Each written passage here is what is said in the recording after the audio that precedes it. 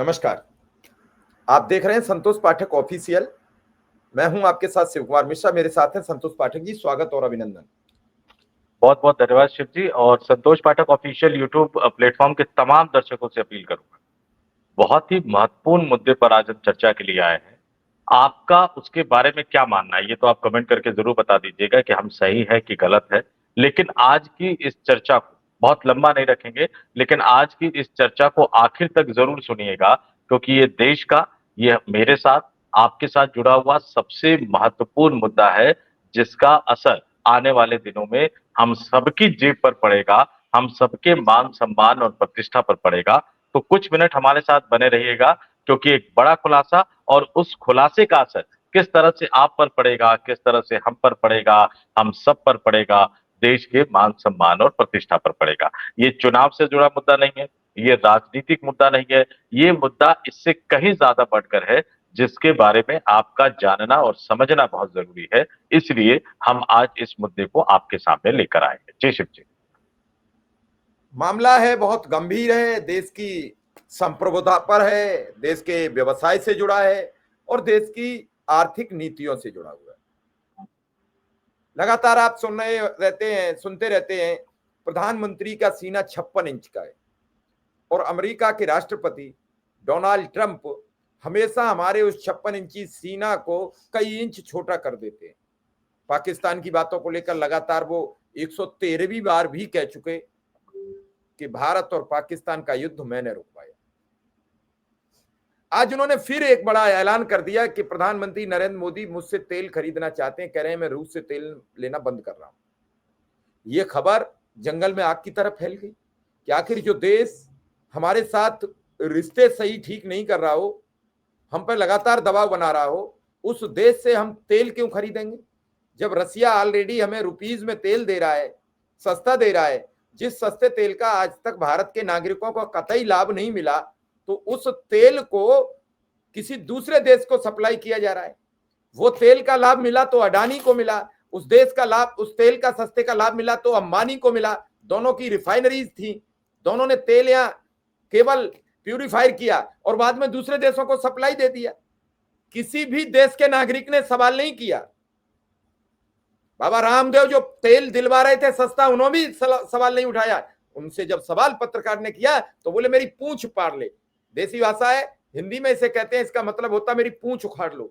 जबकि उनकी पूंछ क्या उखड़ गई थी, वो पजामी पहन के भागे थे। बाबा रामदेव भूल गए। अब इस पूरे मामले पर जब ये सवाल सामने आया तो राहुल गांधी ने कह दिया, प्रधानमंत्री नरेंद्र मोदी ने एक बार फिर सरेंडर कर दिया। और इस सवाल के बाद विदेश मंत्रालय आया है सामने, सब कुछ आया, हम सब पर चर्चा करेंगे। पहला सवाल संतोष पाठक जी से, क्या है पूरा मामला? देखिए शिव जी, राहुल गांधी ने आज 5 सबूत सामने रख दिए हैं, 5 बड़े सबूत सामने रख दिए। उन सबूतों का जिक्र हम करेंगे, आगे हम दिखाएंगे। लेकिन अब सबसे बड़ी बात 3-4 चीजें समझ लीजिए। 10 बार, 20 बार, 30 बार, 40 बार, 50 बार, अब वो 51 बार है या 52 यानी 52 बार है। कुछ लोग कह रहे हैं कि 51 51 बार बोला उन्होंने, कुछ लोग 52 बार कह रहे हैं। लेकिन 51 या 52 चलिए संशय है, लेकिन डोनाल्ड ट्रंप ने एक बार फिर बोल दिया कि व्यापार रोकने की धमकी देकर उन्होंने भारत और पाकिस्तान के बीच में युद्ध विराम करवाया। हम ये कतई नहीं कह रहे कि इस बीच उन्होंने किस तरह से पाकिस्तान के जो आर्मी चीफ है जनरल मुनीर, उनको बार बार लंच पर बुलाया, किस तरह से पाकिस्तान के प्रधानमंत्री की पीठ थपथपाई उन्होंने, किस तरह से पाकिस्तान के साथ व्यापारिक रिश्ता वो मजबूत करते हुए नजर आ रहे हैं। हम ये कुछ नहीं कर रहे। पाकिस्तान के साथ वो क्या कर रहे हैं वो अमेरिका का अपना मामला है। लेकिन इन तमाम दावों के बावजूद भारत के हाथ में सबसे बड़ी ताकत क्या थी कि भारत अपने फैसले खुद करता था।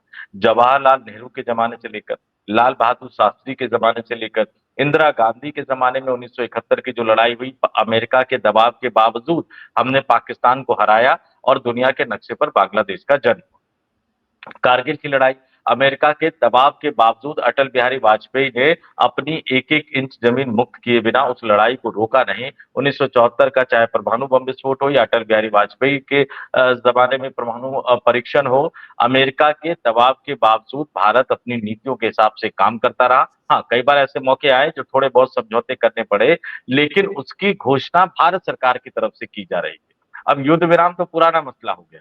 अब युद्ध विराम को लेकर धमकाने वाली बात ये भी पुरानी बात हो गई। अब जो सबसे बड़ी बात कहती है अमेरिका के राष्ट्रपति, सीधे सीधे प्रधानमंत्री नरेंद्र मोदी का नाम लिया है कि भारत के प्रधानमंत्री नरेंद्र मोदी ने उन्हें आश्वासन दिया है, क्योंकि मैं रूस से तेल खरीदे जाने से नाराज था, तो भारत के प्रधानमंत्री नरेंद्र मोदी ने मुझे आश्वासन दिया है कि हम रूस से तेल खरीदना बंद कर देंगे, कम कर देंगे, धीरे धीरे बंद कर देंगे, और मुझे पूरा यकीन है कि वो ऐसा करेंगे। रूस कौन?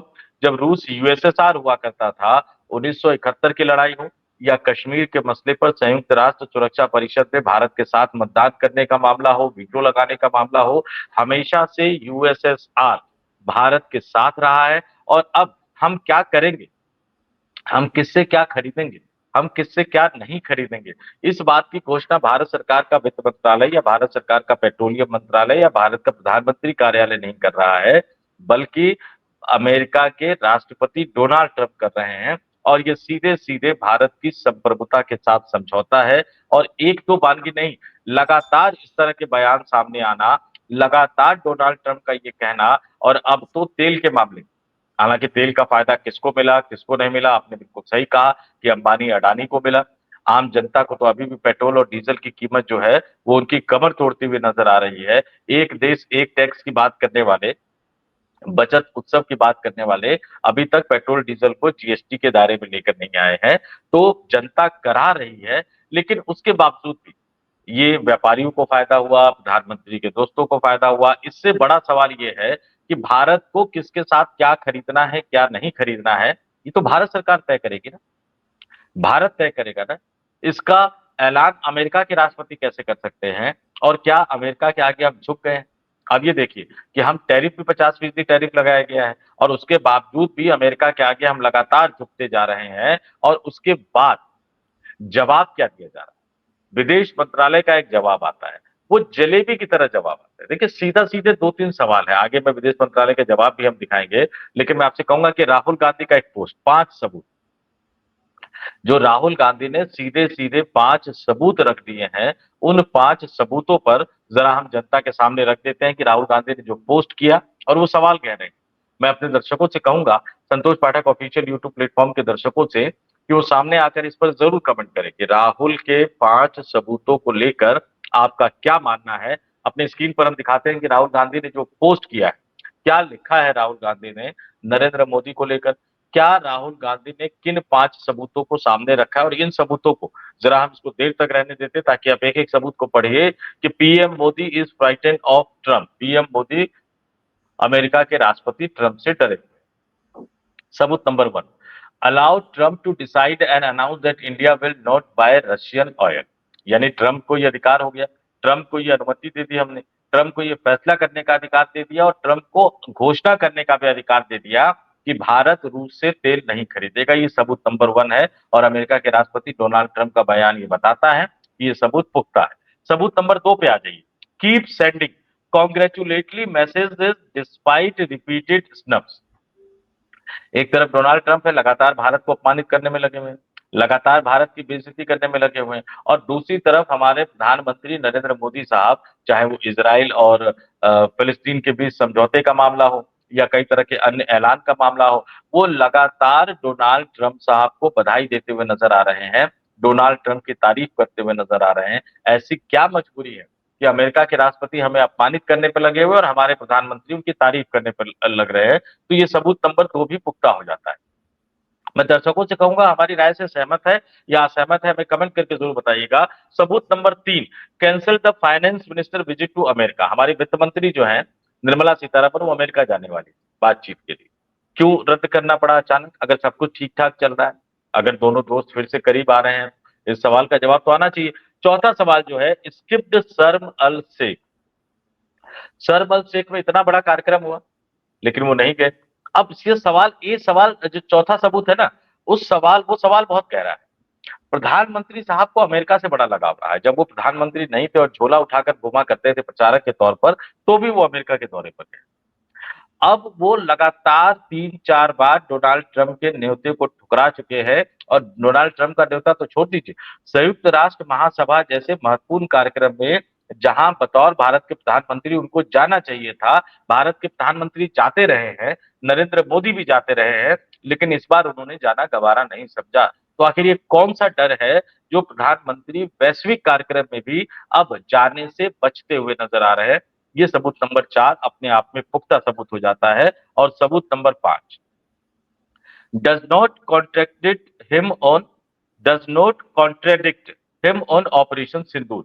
ऑपरेशन सिंदूर और युद्ध विराम को लेकर डोनाल्ड ट्रंप लगातार, मैंने कहा 51 बार या 52 बार, लेकिन वो 50 क्रॉस कर चुके हैं। और 56 इंच के नारे की बात ऐसा लग रहा है कि शायद अगले 7-8 दिन में जो है वो शिवजी 56 वाला जो आंकड़ा है वो भी डोनाल्ड ट्रंप पार कर देंगे। लेकिन उनके इन दावों को काटते हुए देश के प्रधानमंत्री नरेंद्र मोदी ने अब तक ये नहीं कहा अपने दोस्त के बारे में कि मेरे दोस्त जो है मिस्टर डोनाल्ड वो झूठ बोल रहे हैं। भारत ने अमेरिका के दबाव में युद्ध विराम नहीं किया। जो हमने डीजीएमओ वाली कहानी सुनाई थी कि पाकिस्तान के डीजीएमओ ने भारत के डीजीएमओ को फोन किया, वो कहानी सही थी, लेकिन भारत के प्रधानमंत्री नरेंद्र मोदी की तरफ से इस बात को लेकर भी कोई जवाब नहीं आ रहा है।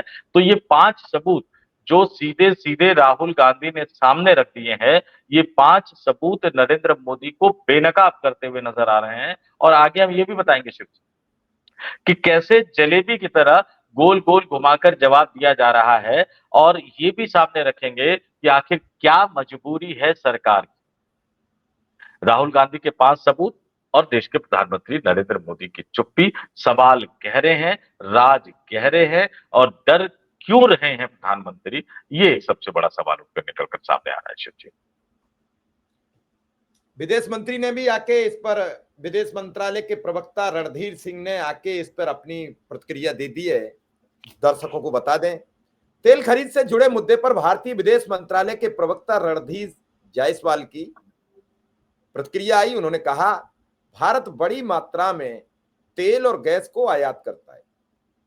ऊर्जा के लगातार बदलने वाले माहौल में भारतीय उपभोक्ताओं के हितों की सुरक्षा हमारी प्राथमिकता है। ऊर्जा की कीमतों को स्थिर बनाए रखना और इसकी सप्लाई सुनिश्चित कराना हमारे 2 मकसद रहे हैं। अरे भैया, कुछ तो शर्म किए होते। सस्ता तेल आप लेते रहे, सस्ती गैस आप लेते रहे, भारतीयों के सिलेंडर के पैसे बढ़ाते रहे, डीजल के पैसे बढ़ते रहे, घटते रहे। अब तो पता ही नहीं लगता कब घटेंगे कब बढ़ेंगे। पहले ये पता तो लगता था कि 15 तारीख को और 30 तारीख को एक बातचीत होती है और डीजल और पेट्रोल के दाम घटते हैं बढ़ते हैं। अब तो न 15 को घटते हैं न 30 को घटते हैं। जब कहीं चुनाव आता है तब 2-4-5 रुपए घटते हैं, और चुनाव जब खत्म होता है तो चुनाव जब तक काउंटिंग हो पाती है तब तक वो पैसे बढ़ जाती है। इतना हमें याद है और यही याद रखना चाहिए, बाकी हम भूल जाएं। अब इन्हें देश की चिंता हो रही है। रूस से पिछले कई वर्षों से बड़ा सस्ता तेल खरीदा गया, जो अडानी और अंबानी ने यहाँ रिफाइन करके, यहाँ उसको साफ सुथरा बना के विदेश के कई देशों में सप्लाई दी। उन देशों में भारत से कई रुपया सस्ता तेल बिकता है। भारत के लोगों ने आवाज नहीं उठाई।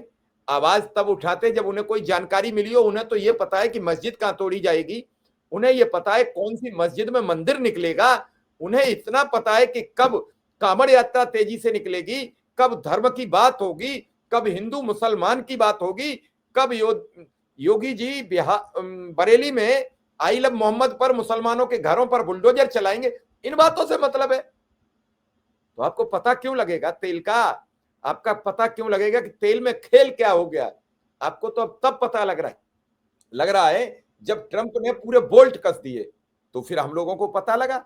अच्छा, और ट्रंप की इसलिए पता लग जाती है कि ट्रंप खुद ऐलान करने आ जाते हैं।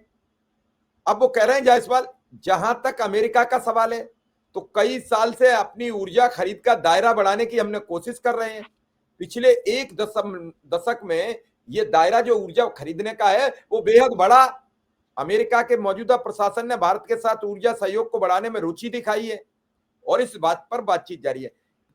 विदेश मंत्रालय का सचिवालय और विदेश मंत्रालय अगर एक सबूत ये दिखा दे कि अमेरिका ने रुचि दिखाई है तो 100 चोर की सजा होनी चाहिए यहाँ के पत्रकारों को झूठ बोलने। नहीं शिव जी एक बड़ा दिलचस्प तथ्य है इस पूरे जवाब में।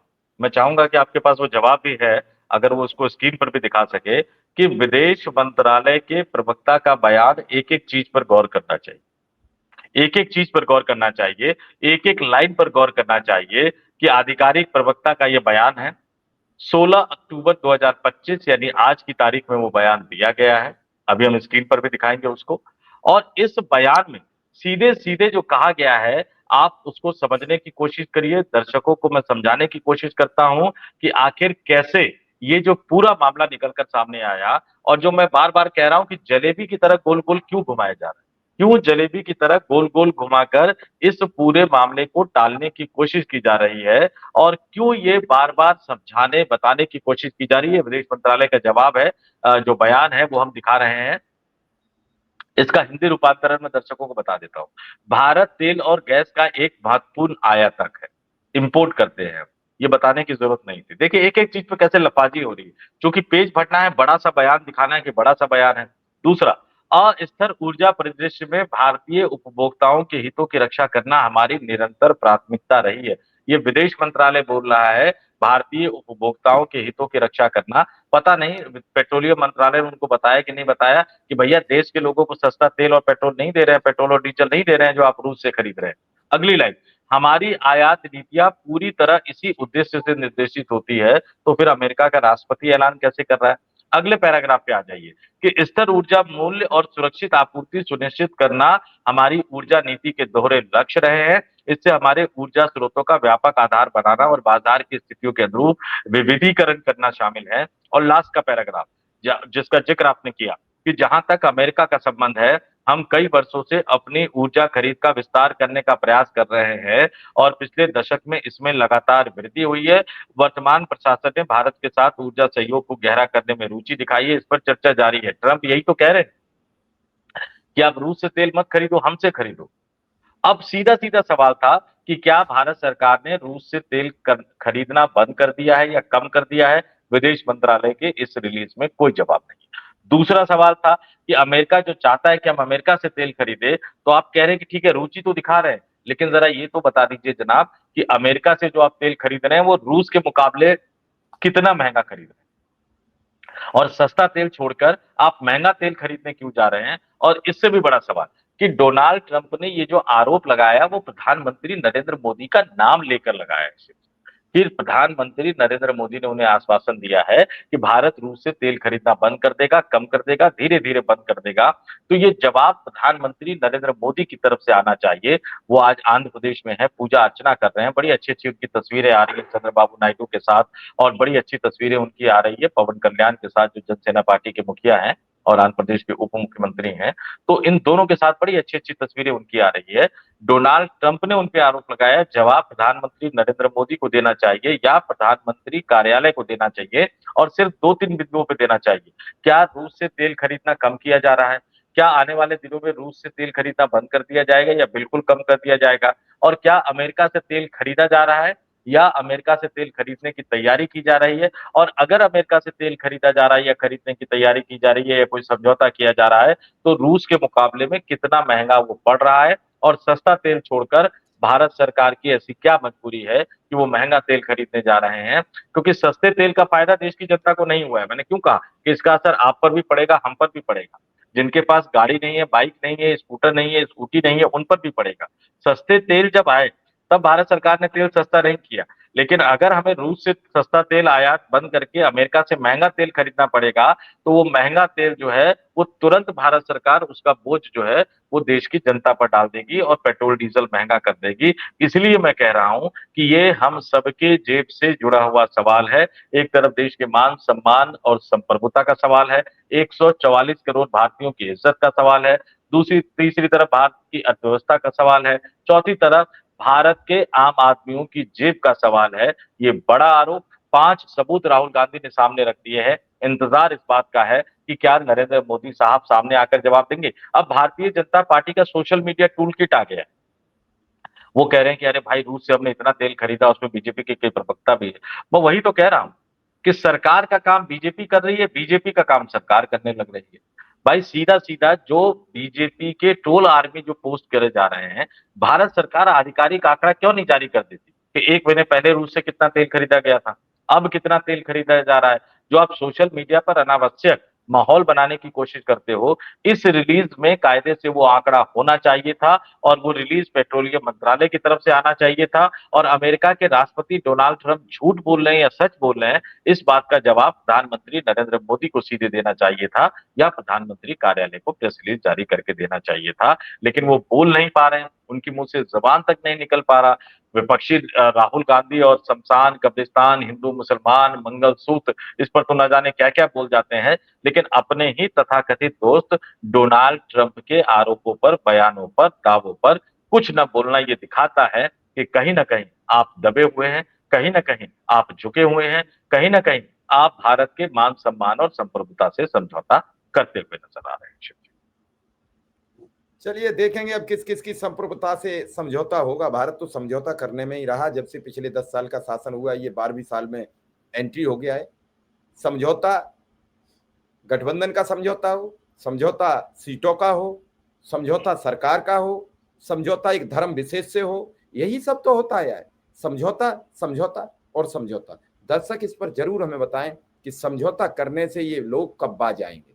पहले अंग्रेजों से समझौता, फिर देश से समझौता, अब रोज ट्रंप से समझौता, अब हिंदू मुसलमान का समझौता, सारे समझौता इनके सामने। नीतीश से समझौता, चंद्रबाबू नायडू से समझौता, किस किस से करोगे। कभी चिराग पासवान से समझौता, तो जीतन राम मांझी से समझौता, तो उपेंद्र कुशवाहा से समझौता, किस किस से करोगे। कभी ओम प्रकाश राजभर से समझौता, संजय निषाद से समझौता, किस किस से करोगे। कभी पीडीपी की महबूबा मुफ्ती से समझौता, कभी किसी और से समझौता, अभी आंध्र प्रदेश में समझौता। कहां कहां करोगे समझौता,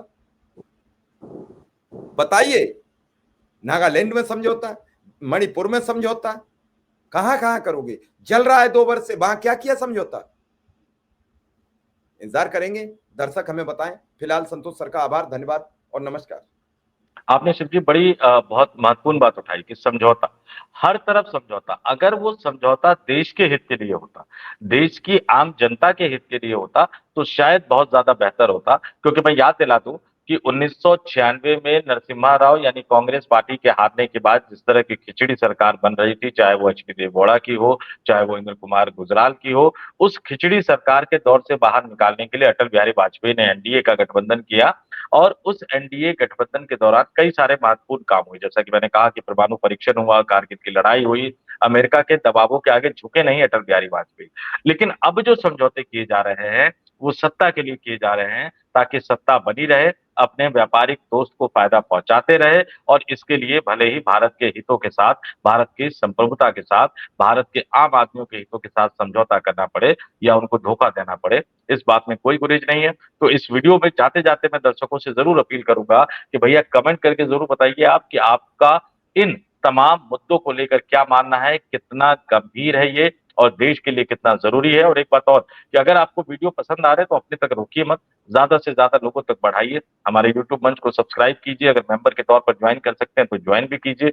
बहुत 3 रुपए रोजाना से भी कम का खर्चा है, सिर्फ 89 रुपए का। क्योंकि आप हमारे साथ खड़े होंगे, वीडियो को शेयर करेंगे, बढ़ाएंगे, कमेंट करेंगे, लाइक करेंगे, तो निश्चित तौर पर हमारी टीम का हौसला बुलंद होगा। तो फिलहाल अब मुझे और शिव कुमार मिश्रा जी को, हम दोनों को दीजिए इजाजत। बहुत बहुत नमस्कार, आभार और धन्यवाद। धन्यवाद।